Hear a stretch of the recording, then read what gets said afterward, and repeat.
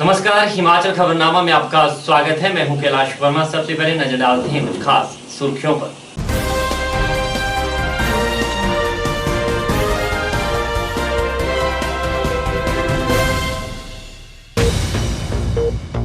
मुख्यमंत्री जयराम ठाकुर ने जिला मंडी के कोटली में 80 करोड़ रुपए की परियोजनाओं के किए लोकार्पण और शिलान्यास।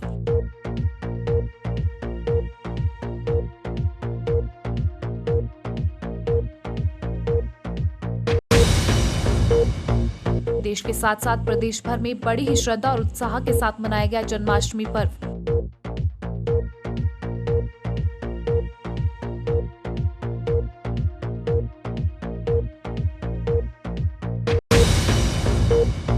हिमाचल प्रदेश में सेब की फसल के रेट गिरने से पैदा हुए संकट के बीच प्रदेश के 17 बागवान संगठनों ने एक बैनर के तले इकट्ठा होकर मांगों को लेकर भरी हुंकार।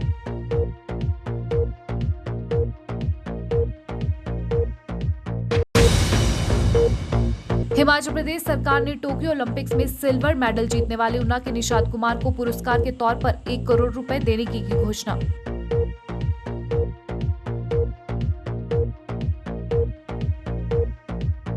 सुर्खियों के बाद अब खबरें विस्तार से। मुख्यमंत्री जयराम ठाकुर ने जिला मंडी के कोटली में 80 करोड़ रुपए की परियोजनाओं के लोकार्पण और शिलान्यास किए। मुख्यमंत्री ने कोटली में एसडीएम कार्यालय खोलने और पुलिस चौकी कोटली को पुलिस स्टेशन में स्तरोन्नत करने की घोषणा की। अपने संबोधन में मुख्यमंत्री ने कहा कि वर्तमान प्रदेश सरकार के 3.5 वर्ष का कार्यकाल उपलब्धियों भरा रहा है। उन्होंने कहा कि इस दौरान प्रदेश के प्रत्येक क्षेत्र में अतुलनीय विकास हुआ है। उन्होंने कहा कि कोरोना महामारी के बावजूद भी प्रदेश सरकार ने यह सुनिश्चित किया है कि विकास की गति निरंतर जारी रहे। मुख्यमंत्री ने कहा कि इसका श्रेय प्रदेश के लोगों के सक्रिय और पूर्ण सहयोग हो जाता है, जो सरकार के लिए प्रेरणा और प्रोत्साहन का स्रोत रहा है। मुख्यमंत्री जयराम ठाकुर ने जिला मंडी के कोटली में 80 करोड़ रुपए की परियोजनाओं के लोकार्पण और शिलान्यास किए। इस दौरान मुख्यमंत्री ने कोटली में लोगों को संबोधित करते हुए क्षेत्र के लोगों को शीघ्र सुविधा प्रदान करने के लिए कोटली में एसडीएम कार्यालय खोलने की घोषणा की।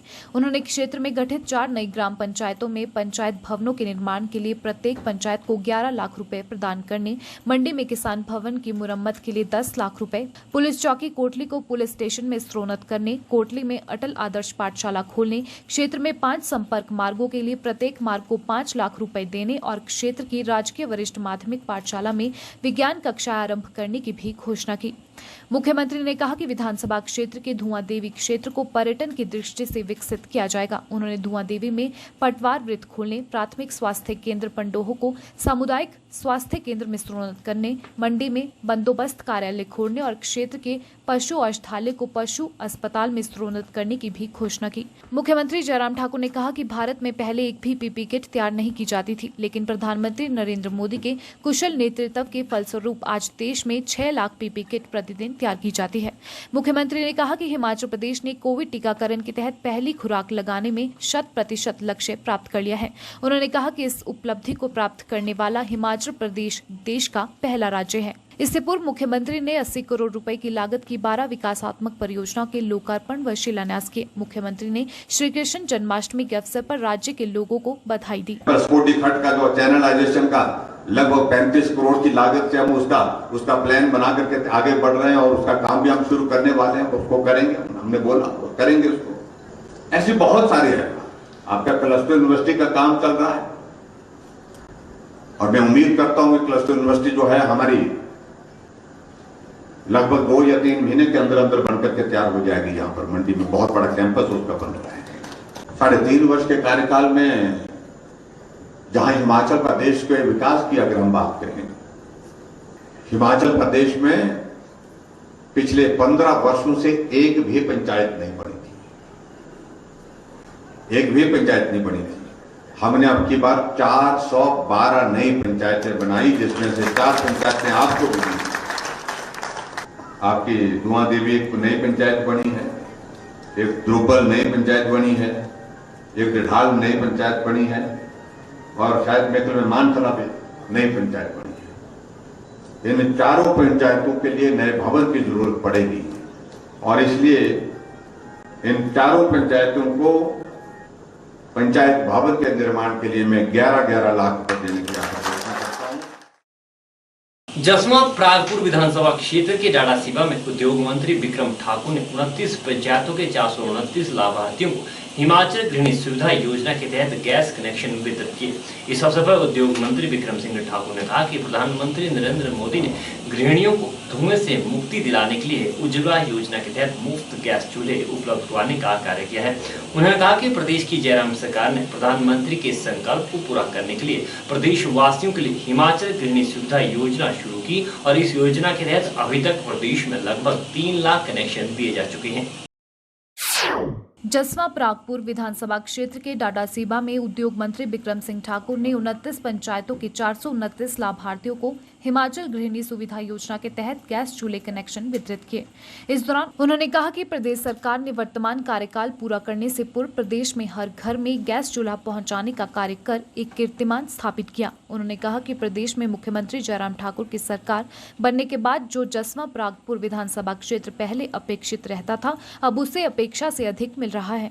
उन्होंने कहा कि आज करोड़ों रुपए की लागत से विकास के महत्वपूर्ण कार्य जसवा प्रागपुर में किए जा रहे हैं। कुन्हा में फार्मेसी कॉलेज, जंडोर में पॉलिटेक्निकल कॉलेज, संसारपुर टेरेस में मॉडल ITI, रक्कड़ और डाडासीबा में संयुक्त कार्यालय, रक्कड़ और कोटला में राजकीय महाविद्यालयों के भवन, डाडासीबा में अस्पताल का भवन जैसे सैकड़ों विकास कार्यों को इसी सरकार के कार्यकाल में अमली जामा पहनाया जा रहा है। उन्होंने कहा कि जिन विकास कार्यों को होने में कम से कम 15 से 20 वर्ष लगते हैं, उन्हें एक कार्यकाल में ही पूरा करने का कार्य जयराम सरकार ने किया। इस अवसर पर उद्योग मंत्री ने उपस्थित जनता को सरकार द्वारा चलाई जा रही कल्याणकारी योजनाओं की जानकारी दी और उन्हें इन योजनाओं का लाभ उठाने को कहा। विक्रम ठाकुर ने कहा कि प्रदेश में चल रही जयराम सरकार गरीबों के कल्याण एवं उत्थान के लिए संकल्पित है और कोई भी पात्र व्यक्ति किसी सुविधा या लाभ से वंचित न रहे, इसे सुनिश्चित करने का कार्य सभी विभागों द्वारा किया जा रहा है। गृहिणी सुविधा योजना के माध्यम से हिमाचल प्रदेश में आदरणीय श्री जयराम ठाकुर जी ने एक बहुत ही अच्छी योजना चलाई है और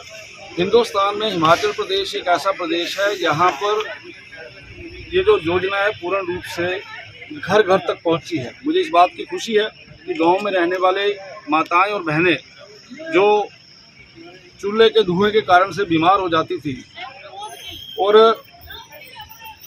मुझे इस बात की खुशी भी है कि श्री जयराम ठाकुर जी ने इस प्रकार का डिसीजन लेके पूरे हिंदुस्तान में एक नई मिसाल तैयार की है। आज उसी उपलक्ष्य में जहाँ पे कार्यक्रम था, लगभग 450 के करीब ऐसी गृहिणियाँ थी जिनको ये गैस का चूल्हा और सिलेंडर दिया है। उसके साथ साथ लोगों ने अपनी समस्याएं भी यहाँ लेकर आए थे, उनकी समस्याएं भी सुनी हैं और आने वाले 3 दिनों में लगातार हमारी पार्टी के कार्यक्रम यहाँ चल रहे हैं और मुझे पूर्ण उम्मीद है कि अच्छे कार्यक्रम होंगे और आज का कार्यक्रम भी एक सफल कार्यक्रम मैं कह सकता हूँ। मैं इन विषयों के ऊपर बड़ी ज़्यादा बात नहीं करना चाहता, लेकिन हिमाचल प्रदेश जिस प्रकार का प्रदेश है वहाँ इस प्रकार के लोगों की ज़रूरत नहीं है, उनके रिएक्शंस की ज़रूरत नहीं है। मुझे ऐसा लगता है हम नहीं चाहते कि हिमाचल प्रदेश में भी दिल्ली जैसा माहौल बने।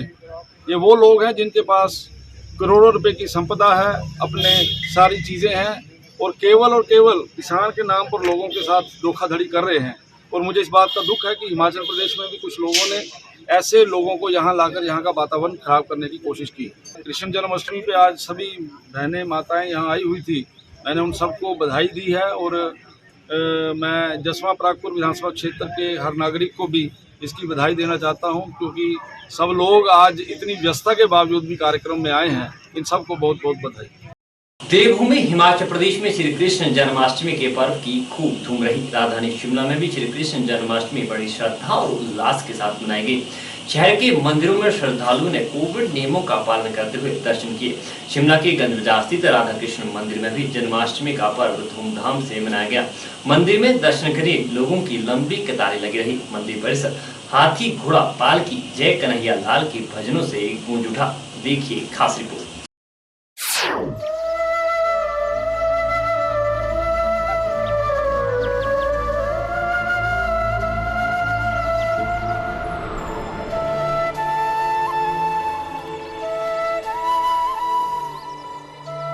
समूचे भारतवर्ष में सोमवार को कृष्ण जन्माष्टमी का पर्व बड़े ही धूमधाम के साथ मनाया गया। देश के साथ साथ प्रदेश के सभी मंदिरों में जन्माष्टमी का पर्व बड़े ही श्रद्धापूर्वक मनाया गया।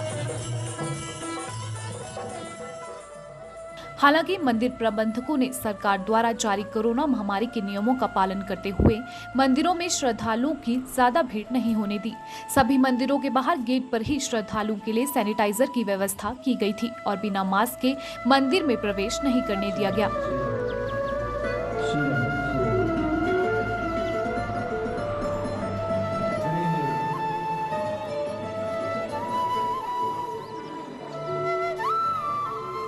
प्रदेश की राजधानी शिमला के सनातन धर्म मंदिर, कालीबाड़ी मंदिर और शहर के सभी मंदिरों में श्री कृष्ण जन्माष्टमी बड़े ही श्रद्धा पूर्वक मनाई गई।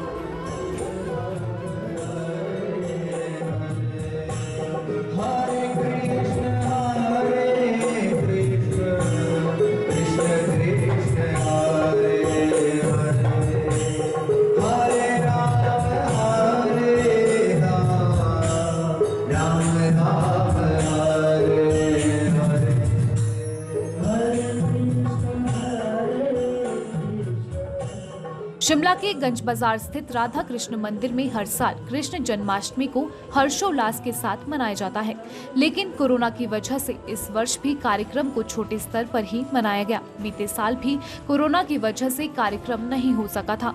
हालांकि इस वर्ष कोरोना संक्रमण के मामलों में गिरावट आई है, जिसके बीच छोटे स्तर पर कार्यक्रम का आयोजन किया जा रहा है।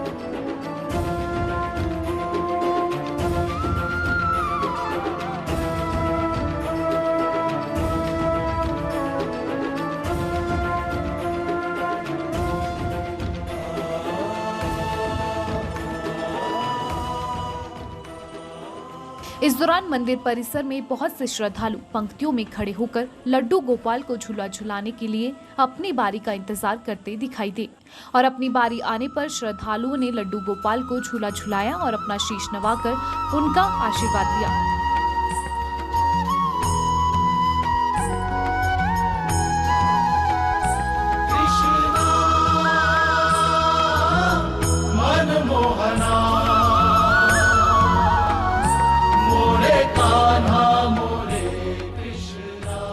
सनातन धर्म सभा के प्रधान अजय सूद ने बताया कि शहर भर में सनातन धर्म मंदिर की जन्माष्टमी प्रसिद्ध है।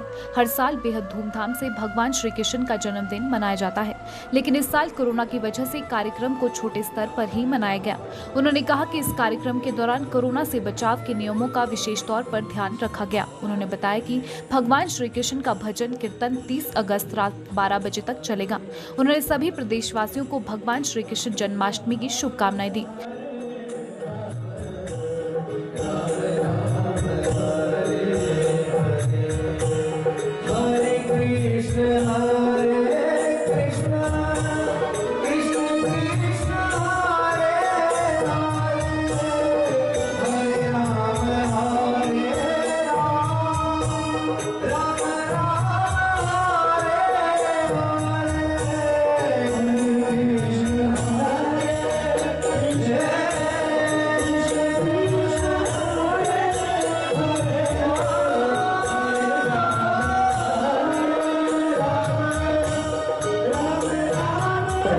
जन्माष्टमी का आज 125वां पर्व है इस मंदिर का, और जैसे पहले धूमधाम से मनाया जाता है वैसे ही धूमधाम से मनाया जा रहा है, लेकिन सिर्फ बैठने की परमिशन नहीं है किसी को भी। लोग आएँ, दर्शन करें और वापस अपने घर को जाएं।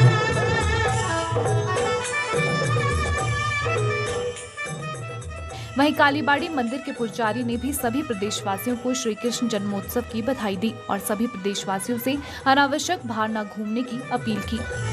हर साल हर विश्व में चलता है, सिर्फ नॉट ओनली हिंदुस्तान में, विश्व में भी इस पर्व मनाया जाता है। जहाँ जहाँ पे हिंदूवासी रहते हैं वो सभी मनाते हैं, लेकिन पहले हमारा स्वास्थ्य चाहिए। इस साल नहीं सही, अगले साल हम दर्शन कर पाएंगे, त्यौहार मना पाएंगे, लेकिन त्यौहार के साथ साथ हमारे स्वास्थ्य भी बहुत जरूरी है, हमें रहना भी जरूरी है। अगर शरीर ही नहीं रहे त्यौहार मना के क्या करेंगे? इसलिए कि स्वास्थ्य पहले है। इस साल नहीं, घर में बैठ के घर में भी गोपाल जी रख के गोपाल जी के जन्म की पूजा करें, घर में मनाएं। मंदिर में जहाँ देखे कि भीड़ भड़का को अवॉइड करें और स्वस्थ रहे।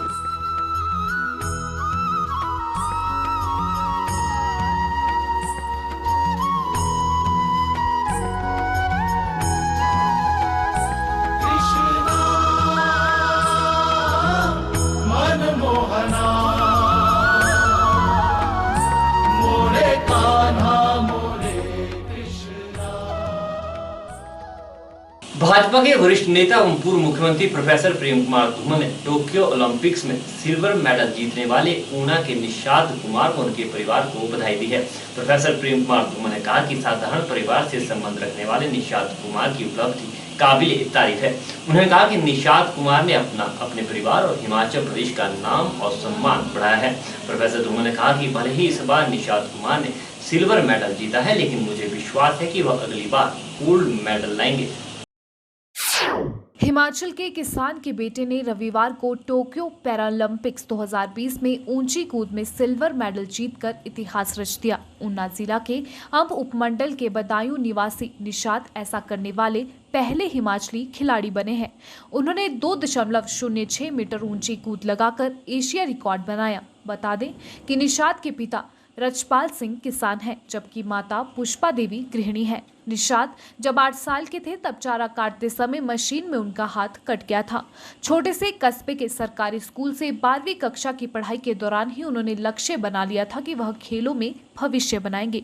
ऊंची कूद में उन्होंने सामान्य वर्ग में ही प्रदेश में प्रथम स्थान हासिल किया था। भाजपा के वरिष्ठ नेता एवं पूर्व मुख्यमंत्री प्रोफेसर प्रेम कुमार धूमल ने टोक्यो ओलंपिक्स में सिल्वर मेडल जीतने वाले ऊना के निषाद कुमार व उनके परिवार को बधाई दी है। प्रोफेसर प्रेम कुमार धूमल ने कहा कि टोक्यो में इन दिनों आयोजित पैरालंपिक 2020 में रविवार को हिमाचल प्रदेश के ऊना जिला के छोटे से गांव के साधारण परिवार से संबंध रखने वाले निषाद कुमार ने ऊंची छलांग प्रतियोगिता में सिल्वर मेडल जीतकर एक बड़ी उपलब्धि हासिल की है। उनकी उपलब्धि इसलिए भी बड़ी है क्योंकि जैसे पता चला है कि घास काटते वक्त निषाद कुमार अपना एक बाजू गंवा चुके हैं।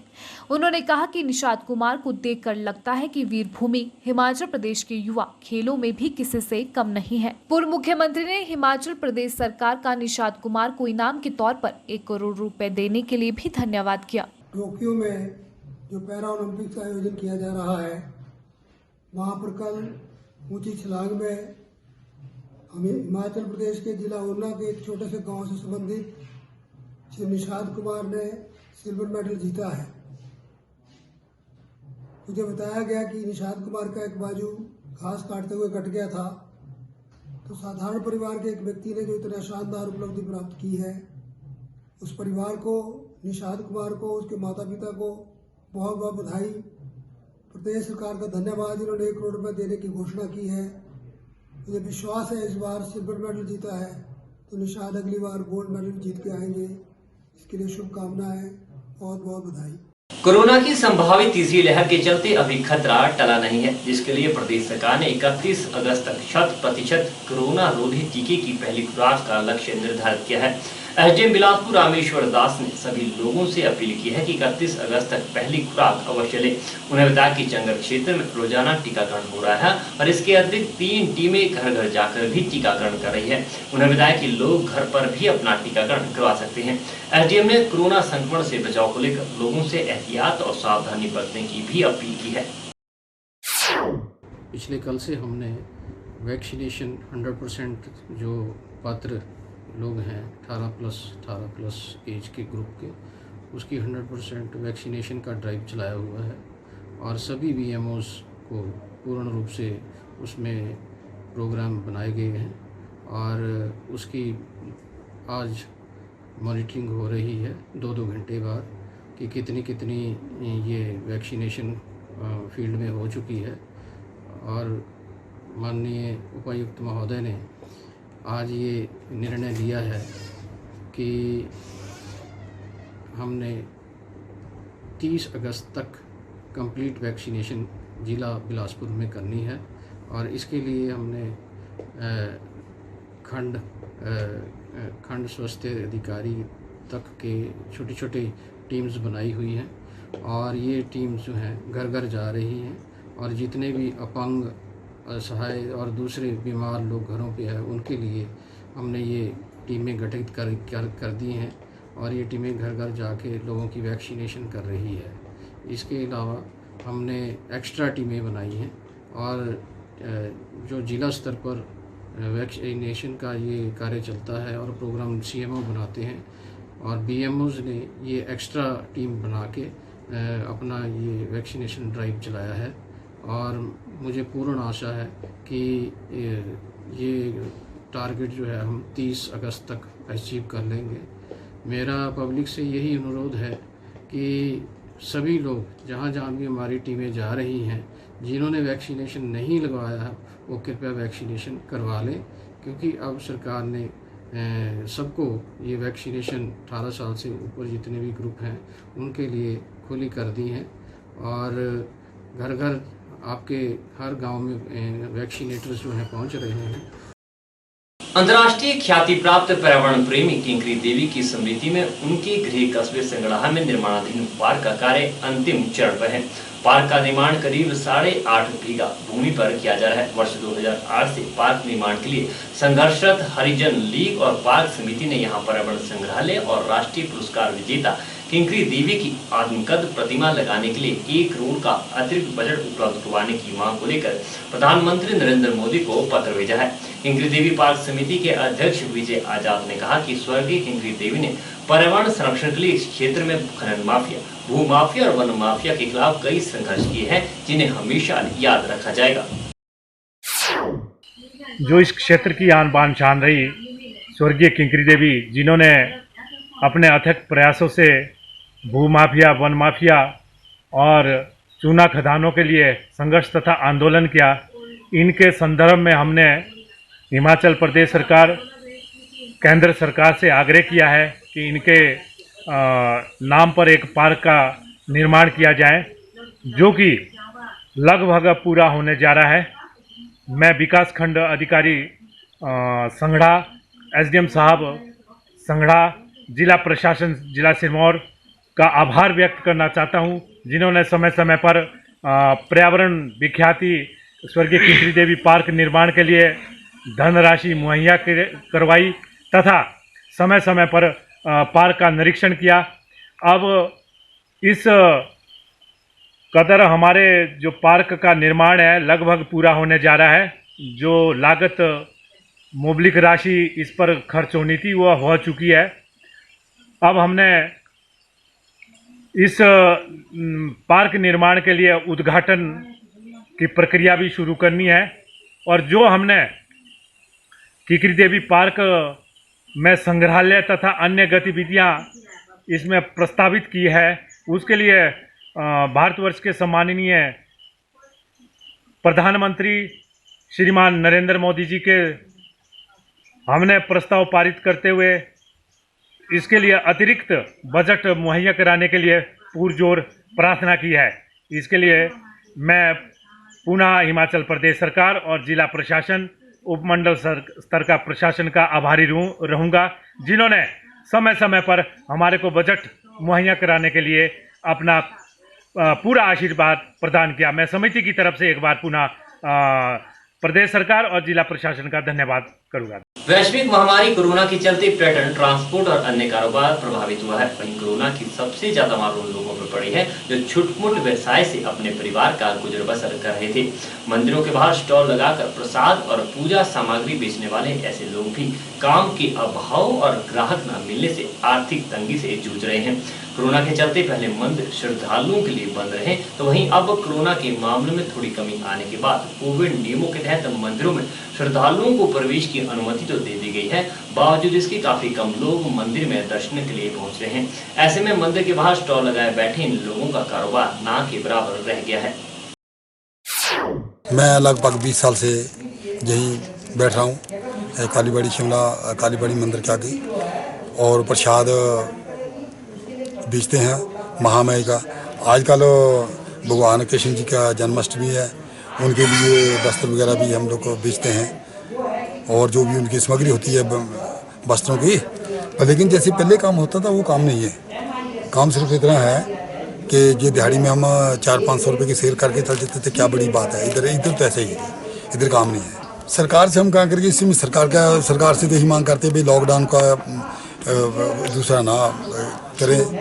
ये लॉकडाउन होगा तो फिर हमारे पास वही बात हो जानी जो पहले वाली बात है। यहाँ हम 40 साल से बैठते हैं। काम यार अभी बहुत मंदा चलता है। लॉकडाउन में है हमें सब्जी लगाते थे, फिर भी बहुत मंदा चल रहा था। अभी भी किस्त दे रहे हैं, मकान का पूरा नहीं हो रहा है, तो जो है वही पेटी समझो चल रहा है, बाकी कुछ ऐसे नहीं चल रहा है।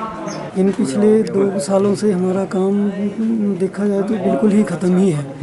अभी त्यौहार करके कुछ जो है 2-4 दिन का काम है कि थोड़ा हो रहा है, नहीं तो तकरीबन हमारा तो 2 सालों से काम है ही नहीं, समझो ख़त्म ही है काम।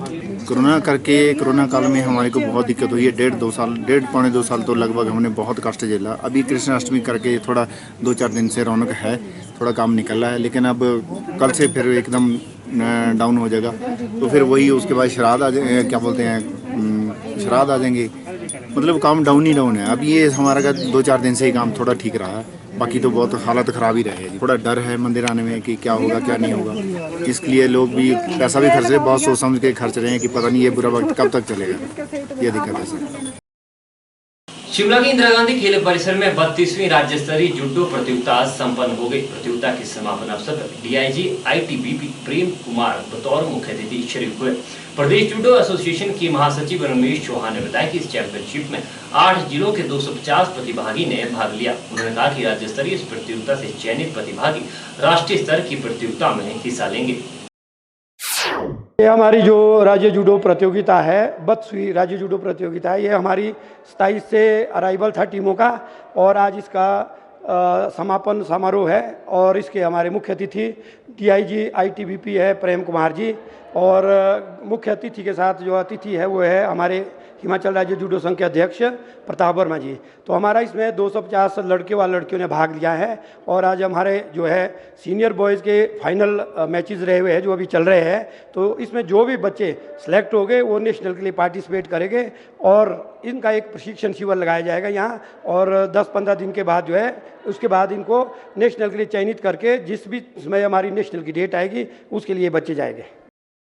हिमाचल प्रदेश में सेब के दामों में गिरावट को लेकर सियासत गर्मा गई है। अपने हकों की लड़ाई और किसानों बागवानों की हो रही दुर्दशा को लेकर अब संयुक्त किसान मंच ने सरकार के खिलाफ मोर्चा खोल दिया है। शिमला के कालीबाड़ी हॉल में आयोजित संयुक्त किसान मंच की एक बैठक में किसानों बागवानों ने अपनी मांगों के समर्थन में आंदोलन की अगली रणनीति तैयार की। संयुक्त किसान मंच की इस बैठक की अध्यक्षता हिमाचल किसान सभा के अध्यक्ष कुलदीप सिंह तंवर ने की। तंवर ने कहा कि सरकार की ओर से किसानों बागवानों को न्यूनतम समर्थन मूल्य नहीं दिया जा रहा है, जिससे प्रदेश के किसान और बागवान परेशान हैं। उन्होंने प्रदेश सरकार से इस ओर उचित कदम उठाने की मांग की और कहा कि यदि सरकार ने जल्द कोई कदम नहीं उठाया तो मजबूरन आंदोलन को और उग्र किया जाएगा। प्रदेश में सेब की कीमतों में आ रही गिरावट को लेकर संयुक्त किसान मंच ने सरकार के खिलाफ मोर्चा खोल दिया है। इसी के तहत सोमवार को राजधानी में संयुक्त किसान मंच की एक बैठक का आयोजन किया गया, जिसकी अध्यक्षता हिमाचल किसान सभा के अध्यक्ष कुलदीप सिंह तंवर ने की। इस दौरान हिमाचल किसान सभा के अध्यक्ष कुलदीप सिंह तंवर ने कहा कि सरकार की ओर से किसानों को न्यूनतम समर्थन मूल्य नहीं दिया जा रहा है, जिससे किसानों को उनकी फसल का उचित मूल्य नहीं मिल पा रहा है। उन्होंने कहा कि बर्फबारी और ओलावृष्टि से सेब की फसल बर्बाद हुई है। एचपीएमसी किसानों से 9 रुपए 50 पैसे प्रति किलो के हिसाब से सेब खरीद रहा है, जो बहुत ही कम है, जिससे किसान बेहद परेशान है। तंवर ने कहा कि मार्च में विभिन्न किसान संगठन को मिलाकर एक संयुक्त किसान मंच बनाया गया था, लेकिन अब किसानों को यह लगने लगा है कि बिना आंदोलन के उन्हें उनका हक नहीं मिलेगा। जम्मू व उत्तराखंड की तरह हिमाचल सरकार किसानों के मुद्दे पर हस्तक्षेप नहीं कर रही है। किसान नेता राकेश टिकैत के शिमला आने पर कुलदीप तंवर ने कहा कि वह जनता से किसानों की बात रखना चाहते थे, लेकिन उनके साथ अच्छा व्यवहार नहीं किया गया। तंवर ने कहा कि सेब पर भी सरकार न्यूनतम समर्थन मूल्य नहीं दे रही है, जिसकी वजह से वर्तमान में सेब के दाम लगातार गिर रहे हैं। उन्होंने कहा, सेब के भाव में अगर इसी तरह गिरावट रही तो संयुक्त किसान मंच आने वाले दिनों में सड़क पर उतरकर सरकार के खिलाफ प्रदर्शन करेगी। आज कई कारणों से जो बेमौसमी हिमाचल प्रदेश में जो बर्फबारी हुई, उसके बाद जो ओलावृष्टि हुई, उसके बाद जो सूखा पड़ा, उसका जो प्रभाव पड़ा सेबों के ऊपर। प्रोडक्शन अच्छी है, मगर जिस स्तर के ऊपर सरकार को जम्मू कश्मीर की तरह या उत्तराखंड की तरह हस्तक्षेप करना चाहिए, हिमाचल प्रदेश सरकार ने इसमें कुछ भी नहीं किया। एचपीएमसी जो MIS के तहत 9.5 रुपये में सेब खरीदती है, पहले तो वो इतना कम रेट है कि, और उसके ऊपर भी जो लगभग 50-55 करोड़ रुपए का वो सेब खरीदती है, वो 1 साल 2 साल तक उसका भुगतान भी नहीं करती है। इस तरह उन सभी मुद्दों को लेकर के कि जो हिमाचल प्रदेश में जो उत्पादन है और विशेष रूप से जो सेब है, फल है, सब्जियां हैं, उसमें न्यूनतम समर्थन मूल्य मिले। और आज भारतवर्ष में केवल एक ऐसा राज्य है जो केरल प्रदेश है जहां पर इस समय 16 सब्जियों और फलों के ऊपर राज्य सरकार ने अपने स्तर के ऊपर वहाँ पर एक न्यूनतम एक समर्थन मूल्य दिया है कि जो उनका कॉस्ट ऑफ प्रोडक्शन है और 20% का उसके अंदर मुनाफा है। उस मांग के बारे में एक साझी समझ बनाते हुए और आने वाले समय में हिमाचल सरकार के ऊपर एक पूरा दबाव बनाने के लिए आज ये किसान संवाद रखा गया है। आने वाले समय में हिमाचल सरकार के ऊपर एक पूरा दबाव बनाने के लिए आज ये किसान संवाद रखा गया है। वहीं किसान मंच के बैनर तले इकट्ठे हुए किसान नेताओं और जनप्रतिनिधियों ने कहा कि सेब के भाव में अगर इसी तरह गिरावट रही तो संयुक्त किसान मंच आने वाले दिनों में सड़क पर उतरकर सरकार के खिलाफ प्रदर्शन करेगी। ये वक्त सेब बेचने का आया तो हमारी जो मार्केट है वो पूरी तरह से क्रैश हुई है। लगभग अभी तो सिर्फ 30% माल जो है वो मंडियों तक पहुंचा है। और ये मंडी जो क्रैश हुई है इसके कारण जानने के लिए और इसके लिए समाधान निकालने के लिए संयुक्त किसान मंच हिमाचल प्रदेश ने विभिन्न किसान संगठन जो हिमाचल प्रदेश के विभिन्न बागवान संगठन है उनको एक मंच पे इकट्ठा करने का आज ये एक कदम उठाया है। और इसमें दिशा तय करनी है कि भी हम लोगों को किस तरह का जो है आगे का रास्ता बनाना है और किस तरह से हम लोगों को आगे कार्य करना है। सरकार से किस तरह हमने बातचीत करनी है कि कोई क्या हमें दबाव बनाना है। और कंपनियां जिन्होंने खासकर जैसे अदानी वगैरह ये सबसे बड़ा प्लेयर तो यहाँ अदानी है, उनके ऊपर हम लोगों ने किस तरह से अपना नियंत्रण बनाना है। हम तो आपके चैनल्स के माध्यम से पूछना भी चाह रहे हैं सरकार से या किसी अन्य एजेंसी से कि भी इनके ऊपर किसका कंट्रोल है, सरकार का है, डिपार्टमेंट ऑफ हॉर्टिकल्चर का है या केवल कॉर्पोरेट सेक्टर का है। मैं समझता हूं कि आज इस सरकार का जो रवैया हमारे प्रदेश के बागवानों के लिए है वो बहुत दुखद है। और आज हमें ख़ास रूप से स्वर्गीय श्री वीरभद्र सिंह जी याद आ रहे हैं क्योंकि उन्होंने समय समय पर चाहे मार्केट इंटरवेंशन स्कीम की बात हो, चाहे उचित मूल्य दिलवाने की बात हो, चाहे 1400 करोड़ का हॉर्टिकल्चर प्रोजेक्ट लाने की बात हो, चाहे और जो हमारे बागवानों के लिए मंडियों के निर्माण हर इलाके में किए गए, हर ब्लॉक में किए गए, ये सब श्री वीरभद्र सिंह जी द्वारा प्रदेश के अंदर करवाए गए हैं। मगर आज जो चिंताजनक विषय है प्रदेश के अंदर की इस समय में जिस तरीके से सरकार ने इस पूरे मसले से अपना पल्ला झाड़ लिया है और उसकी वजह से आज जितने संयुक्त हमारे एसोसिएशंस हैं बागवानों की, उनको एक मंच पर आकर जिसमें हर विचारधारा के लोग हैं, चाहे वो कांग्रेस पार्टी है, चाहे वो कम्युनिस्ट है, चाहे वो भाजपा के बागवान हैं, आज वो एक मंच पर आकर जो है वो बागवानों के लिए चिंता व्यक्त कर रहे हैं। इसमें विभिन्न ज़िलों से जो है आज किसान यहाँ पर आया है और विशेष रूप में जो सेब का बागवान है वो जो है आज इस बैठक में शिरकत कर रहा है। क्योंकि जिस तरीके से आप देख रहे हैं पिछले कुछ समय से जो सेब की खेती है उसके ऊपर एक बड़ा संकट आया है और हाल ही में जो सेब की मार्केटिंग को लेकर जो बागवानों को दिक्कत आ रही है, मैं समझता हूँ इस प्रकार की हालत आज तक जो है पूरे देश में और हिमाचल प्रदेश में इस सेब की खेती के 50 साल के इतिहास में नहीं हुआ है। कि जितनी भी हमारे आज तक पॉलिसीज़ बनी है किसी भी सरकार की हो, वो कभी भी इतनी हितैषी नहीं बन पाई है कि जिसमें हम आम लोगों का भला हो सके। आज गरीब बेचारा रो रहा है, इतना रो रहा है कि उसके उचित मूल्य नहीं मिल रहे। और विडंबना देखिए हमारी 150 करोड़ की आबादी में सिर्फ अभी 70 से 75 लाख पेटियां गई है और मार्केट क्लैश हो चुकी है। इसका बड़ा कारण है कि आपकी शायद अच्छी पॉलिसीज़ नहीं रही है और कभी दूरदर्शी सोच नहीं रही है सरकारों की। उन्होंने सिर्फ चुनाव का वक्त में या छोटे से टर्म्स के लिए 1 महीने के लिए हंगामा करके ये चीज़ें कंट्रोल कर दी, मगर लॉन्ग टर्म के लिए किसी ने नहीं सोचा। आज हमारे को देखना होगा कि और सरकारों को भी देखना होगा। आप बीते 4-5 दिन का घटनाक्रम देखेंगे आप तो आज जो सच में प्रदेश के बागवानी मंत्री है जिनकी रिस्पॉन्सिबिलिटी बनती है वो तो आज मीडिया के सामने ही नहीं है और जो आज अपना विचार रख रहे हैं वो तो दूसरे क्षेत्र के मंत्री दे रहे हैं। तो ये बड़ी दुखद चीज़ है कि जो जिस आदमी को जो दायित्व दिया है वो आज हमारे साथ खड़े क्यों नहीं है, क्यों लोगों के बीच उनकी प्रॉब्लम्स को नहीं सुना जा रहा। हिमाचल प्रदेश करुणामूलक संघ से जुड़े सदस्य पिछले 32 दिनों से अपनी मांगों को लेकर शिमला में अनिश्चितकालीन क्रमिक अनशन पर बैठे हैं। करुणामूलक संघ ने सरकार पर वादा खिलाफी का आरोप भी लगाया है। करुणामूलक संघ जिला चंबा के अध्यक्ष शशिपाल शर्मा ने कहा कि 4500 करुणामूलक आश्रित रोजगार के लिए पिछले लंबे समय से सरकार से गुहार लगा रहे हैं, लेकिन सरकार की ओर से मात्र आश्वासन ही मिल रहे हैं। उन्होंने कहा कि अनशन पर बैठे 32 दिन हो गए हैं, लेकिन सरकार का कोई भी अधिकारी अभी तक उनसे मिलने नहीं पहुंचा है। अध्यक्ष ने कहा कि विधानसभा के बाहर प्रदर्शन के बाद सरकार ने उन्हें कमेटी गठित करने का आश्वासन दिया था, लेकिन आश्वासन कोई साबित हो रहे हैं। आज हमारा 32वां दिन जो है वो हमारा भूख हड़ताल का स्टार्ट हो गया है और सरकार ने अभी तक हमारी कोई सुध-बुध नहीं ली है और सरकार की तरफ से अभी तक कोई भी नुमाइंदा जो है वो हमारा हालचाल पूछने के लिए आज तक नहीं आया। ना आज तक कोई डॉक्टर की टीम आई है, ना कोई दूसरा आया है। आज तक किसी ने भी हमारा कोई हालचाल नहीं पूछा। हमने पूरी भरी हुई बरसात में यहाँ पर हम बैठे हुए हैं, बारिश का पानी आ रहा है, हमारे बुरे हालात हैं, पर आज तक कोई भी नुमाइंदा जो है वो सरकार की तरफ से हमारी सुध-बुध लेने के लिए नहीं आया है। हमारी तो सरकार से एक ही मांग है कि वन टाइम सेटलमेंट के तहत जो 4500 करुणामूलक आश्रित परिवार हैं उनको नौकरी दी जाए, पर सरकार अभी तक बिल्कुल भी मतलब सुध-बुध लेने की खबर में नहीं है। और आज हमारा 32वां दिन स्टार्ट हो गया है। हमने एक बार बहुत महाधरना प्रदर्शन भी किया था, 6 अगस्त को विधानसभा का घेराव भी किया था। तो मुख्यमंत्री महोदय द्वारा हमें एक कमेटी संशोधन का हवाला दिया गया था कि आपके चीफ सेक्रेटरी की अध्यक्षता में एक कमेटी बनाई जाएगी और उस कमेटी के तहत आपके जो केस है वो लिए जाएंगे। पर कमेटी तो एक सर आश्वासन है, क्योंकि हमें 4 साल से सरकार से आश्वासन नहीं मिलते आ रहे हैं और हमारा जब तक सरकार हमारी मांगों को पूरा नहीं करती तब तक हम यहाँ से उठने वाले नहीं हैं। चाहे हमें अगला कोई भी स्टेप उठाना पड़ जाए, उसके लिए हम बैठे हैं।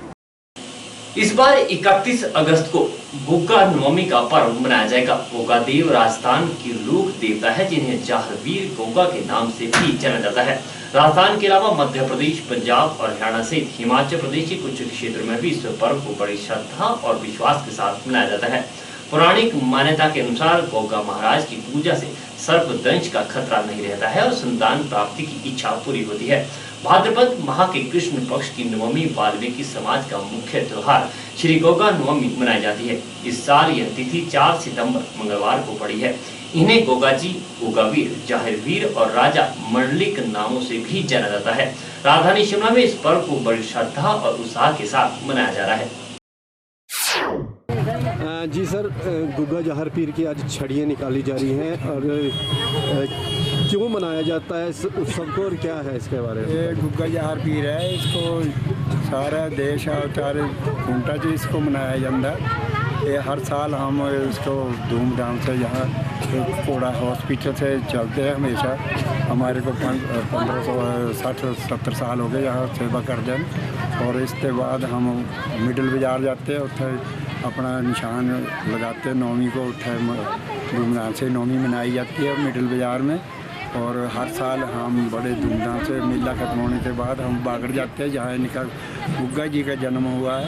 वहाँ इसकी छड़ियाँ लगती हैं, पूरे देश की उत्तर छड़ियाँ आती हैं और बड़े धूमधाम से उत्तर मान्यता मानी जाती है। तो गुग्गा जहर पीर को शुरू से मानते, दुनिया मानती है, मन की मुरादा पूरियाँ होती है, इसके बला देते सब कुछ मन की मुरादा है पूरियाँ होती हैं इसकी जी।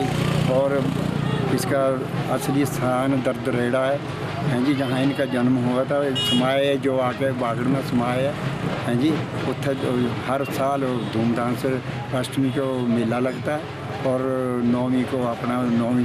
आज आप अपने निशान वहाँ लेके जा रहे हैं मिडल बाजार। हाँ जी। वापसी कब होगी? वापसी आज नौवीं को रात के 12 बजे वापसी होगी। आज मिडल बाजार में जाएंगे। परमिशन की वजह से आज हम बाजार की फेरी प्रभात फेरी निकाल के वापस आ जाएंगे। परमिशन की वजह से हम मिडल बाजार नहीं जा सकेंगे, इस करके हम अपने घर में धूमधाम से अपना पूजा पाठ करके और इसको भंडारा करेंगे। इसके बाद अपना समाप्ति करेंगे।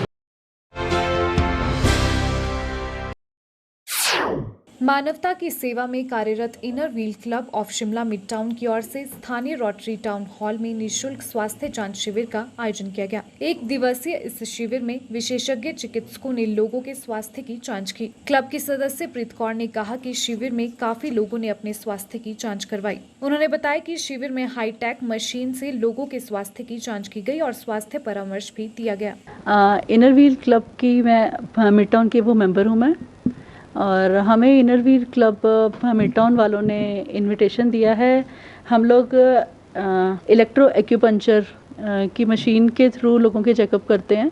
ये हम लोग यहाँ पर 2 बजे आए हैं, 2 से 6 बजे तक है। ये ओपन फॉर ऑल है, यहाँ पर कोई भी आके अपना हेल्थ चेकअप करवा सकता है। हम मशीन के थ्रू ये मशीन हमारी डिटेक्ट करती है कि हमें आज हमारी बॉडी में क्या वो प्रॉब्लम है और आने वाले टाइम में हमें कोई प्रॉब्लम क्या आ सकती है हमारी बॉडी में, और इसी मशीन के थ्रू हमारे बॉडी का इलाज भी किया जाता है। एक हमारे पास ये BCM है, ब्लड सर्कुलेशन मशीन है, जिसके ऊपर खड़े होकर पूरा हमारा ब्लड सर्कुलेशन ठीक चलता है वो बॉडी का, जिससे हमारी सारी बॉडी की वो ब्लॉकेज है जहाँ जहाँ वो ख़त्म होती है और ठीक होती है। मैं अपील करना चाहूँगी कि जितनी दवाइयाँ वो मेडिसिन साइडिन पेन किलर्स और ये सब खाने की बजाय एक्यूपंक्चर की तरफ जाएं, ताकि उससे बिना मेडिसिन के थ्रू हम लोग ठीक हो सके, मशीन्स के थ्रू हम लोग ठीक हो सके। जी ये कैंप फ्री ऑफ कॉस्ट है।